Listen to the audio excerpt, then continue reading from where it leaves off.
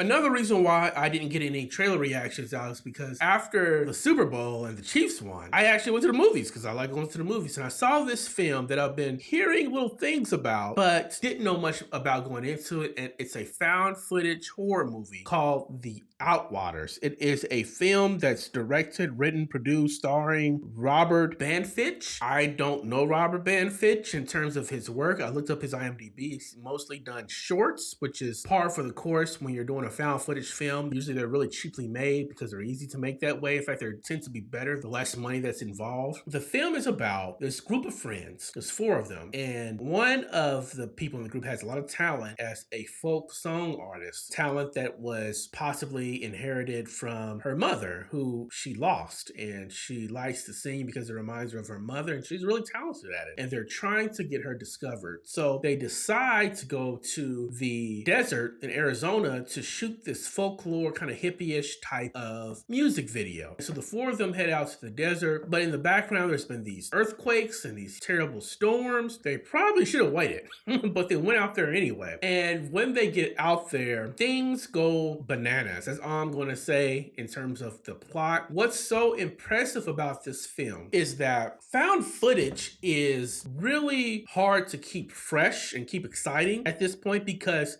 there is certain rules with found footage that you have to follow. The footage has been found, so everything that's on that footage has had to happen. It can't be the figment of somebody's imagination. It can't be any psychological issues. Usually found footage, especially supernatural found footage films, you'll have footage or people filming stuff and then something happens in the background that they may not have caught when they were filming, or they put their camera down to go to another room and something happens while they're away and they miss it. Or in the case of Paranormal Activity, they had all these security type of video recorders, video cameras up, and things were getting caught while they were asleep, and you would see something move or something shake. Oh my God, what's that? You know, and that's the way they catch you. But after a while, that gets pretty old, right? Sometimes they catch the horror right up front. Cloverfield is probably the biggest example I can think of off the top of my head, where they're just pretty straightforward with what is going on. What The Outwaters does is it gives you a supernatural, I don't even know if it's a supernatural, I'm gonna call it supernatural, but it doesn't really feel supernatural. It feels more sci-fi-ish. Like there are things happening in the film where if it wasn't found footage, you would think that these people were on mushrooms or they were on psychedelics and they were just having a bad trip. But things are happening. It's gory. It's very frustrating to look at. There's times when huge points of the movie where they're giving you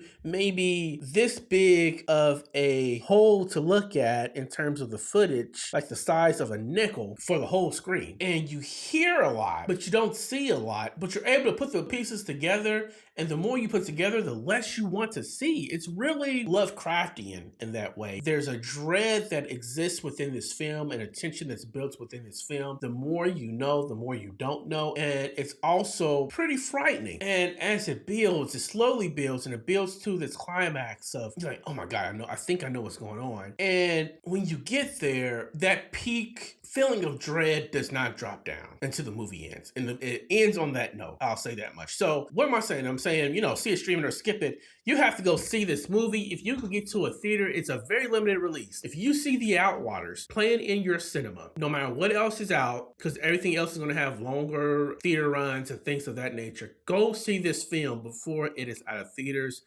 And come tell me what you think. I promise you, you will not. I guarantee, if you're a horror fan, you will not be disappointed about this film. It's one of the best horror films that I have seen in quite some time. And that's saying a lot given the amazing year of horror that we had in 2022. So, The Outwaters, I gotta look up his name again, Robert Banfitch. Check him out.